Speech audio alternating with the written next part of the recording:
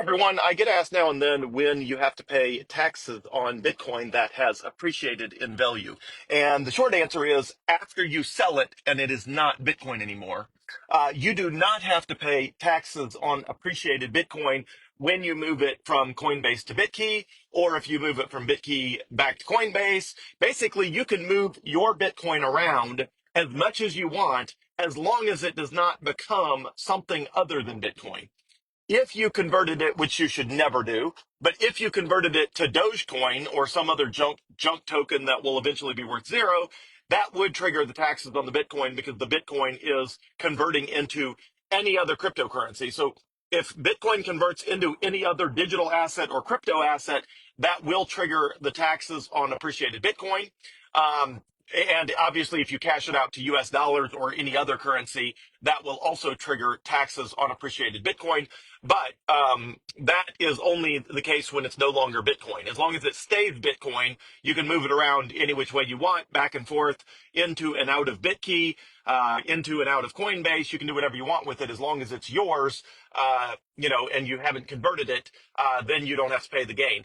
If you use Bitcoin to buy something, that also triggers the gain. So if you go meet somebody and you buy a used car, you've got to, and Coinbase tracks all of this for you. When you send it that Bitcoin, and Bitkey does as well, you can actually download the transaction log. But if you send Bitcoin to somebody, your transaction logs will show you that, hey, this Bitcoin came in at this US dollar value, and then you sold it on this day for, a price that was, Bitcoin was $20,000 more valuable. And that was the whatever, $2,000 gain of the Bitcoin you used to buy a used car, and that's going to trigger a $2,000 capital gain, which is taxed for most people, between the sort of the high teens and the low 20s% for capital gains tax.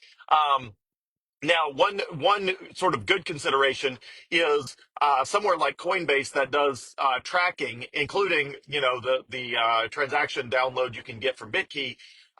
You can give that to your tax accountant, or you can plug it into TurboTax. And actually, Coinbase integrates with TurboTax to make it really easy. You can choose, the IRS lets you choose a variety of different accounting systems for how you track the Bitcoin, and Coinbase will use whichever one you tell it to. So, for example, you can set it to first in, first out, which means you're always spending the oldest Bitcoin, or you can do last in, first out, which means you're always spending the most recent Bitcoin. But the best thing to do, which is the default, which means it's what you're going to do if you don't change it, is what's called highest in, first out, HIFO. It's called HIFO. HIFO is highest in, first out, which is the accounting tax treatment for any commodity. So anytime you're accounting for taxes for a commodity, it doesn't matter if it's wheat, corn, soybeans, gold, silver, any commodity, the IRS, when you sell it, will let you sell it from an accounting perspective as highest in, first out, which means the accounting will be done as though you sold the most expensive of the asset that you ever purchased. So that is the default accounting that Coinbase uses. If you don't change it, it will be highest in, first out. Highest in, first out is the best because it gets you the most favorable tax treatment. Because if you bought Bitcoin at a bunch of different levels, and then you spend it or you sell it, or in my case, you use the Coinbase debit card to just buy everything you need on a daily basis, it will always assume and account for the fact that you are selling the Bitcoin that you bought at the highest possible price. So if you're like me and every 2 weeks, every time you get paid, you immediately convert 100% of that into Bitcoin, that means you're basically buying Bitcoin every 2 weeks. And if you're buying Bitcoin every 2 weeks, then that means you're buying it when it's cheap, you're buying it when it's expensive, and there's a good chance that you probably bought some Bitcoin along the way that is at a higher price than the price you're buying with right now. And again, it'll always assume you're spending the most expensive Bitcoin, which is counterintuitive. You may think, wait, why would I not want to use my cheapest Bitcoin? And the answer is because the cheapest Bitcoin you own is going to have the highest capital gain. So if in my case, the cheapest I've ever bought Bitcoin in my life is $6,400. So that was back in probably 2018. I think in 2018, when I went back and looked through all the records, the lowest price I ever bought Bitcoin for was 6,400.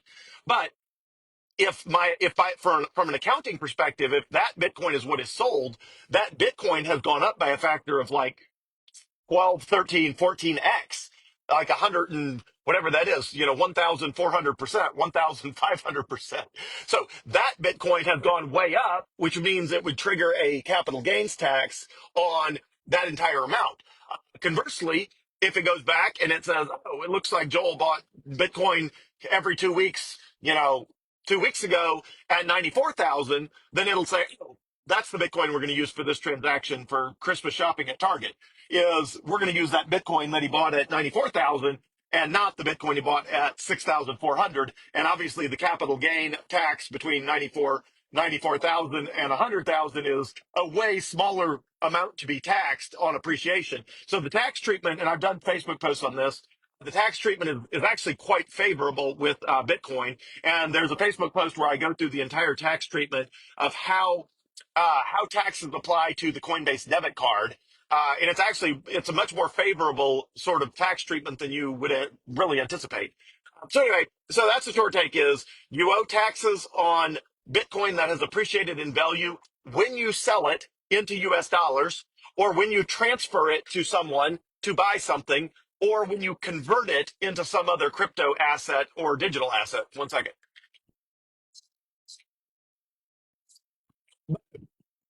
As long as all you're doing is moving your Bitcoin around between Coinbase and Bitkey and back to Coinbase and back to Bitkey or whatever, as long as you're just moving your Bitcoin around, that is not a taxable event. So in a video earlier this week, I said, hey, try not to create a bunch of back and forth transactions between Coinbase and Bitkey. And you're probably wondering, wait, if it's not taxable, why does it matter? Well, the answer is because even though it doesn't trigger a capital gains tax, at some point in the future, you may want to spend that Bitcoin. And it's just the fewer transactions you have to figure out, the better.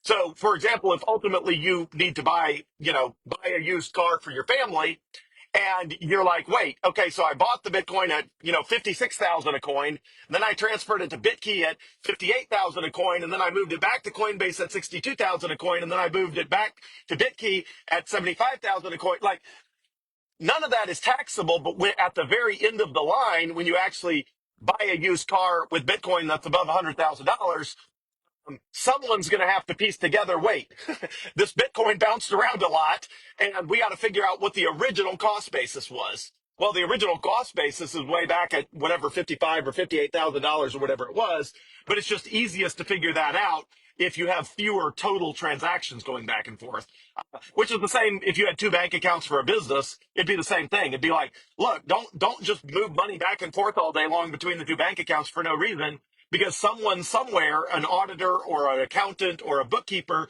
at some point is going to have to reconcile all this stuff. And it's just easier to reconcile if you have, generally fewer transactions is generally easier to reconcile than more transactions. Now that doesn't apply in the case of like a Coinbase debit card because it's generating a lot of transactions. I mean, I probably use my debit card 5 times a day. Well, that's like, 300 days times five. I mean, that's a bunch of times. I mean, I'm using my Coinbase debit card, at many hundreds, if not, 1,000 or more times in a year. But Coinbase takes care of all that. So it's not like I have to trace the cost basis of that because Coinbase is tracking all of that for me. Which again, just gets, a little more complicated if you're moving it back and forth within your own possession. Now, I have not tried other than test transactions to obviously make sure it works. Generally, once I move Bitcoin to cold storage with Bitkey, I just leave it there. I don't move it back. So I have not tried to reconcile, taxes back and forth. I know every time you move Bitcoin to anywhere or back again, Coinbase says, "Hey, you just moved some Bitcoin back to me. What is the cost basis of this Bitcoin? Like, is this Bitcoin you just bought at $100,000? Or is this the Bitcoin that you moved over to Bitkey that, with the cost basis of $58,000? So Coinbase is good at asking you when Bitcoin suddenly shows up in your account, where it came from and what the cost basis is for it so that it can figure out the taxes for you. But again, the more transactions you got going all over the place, the more work their little engine has to do to figure out exactly what the cost basis is to make sure that you're not, you're paying whatever taxes the IRS says you're supposed to be paying. So thankfully, Coinbase keeps up with all that, but it's just easier if you have fewer transactions. So anyway, that's the highlights. If you want all the details of how taxes work, just do a keyword search on my Facebook page for the word taxes. And there's a post called Bitcoin and Taxes where I meticulously lay out item by item exactly how taxes work with regard to Bitcoin. And if I get a minute, I will go find the link and I will go dump it into the first comment of this video. So have a great day, everyone. Thanks so much. Bye.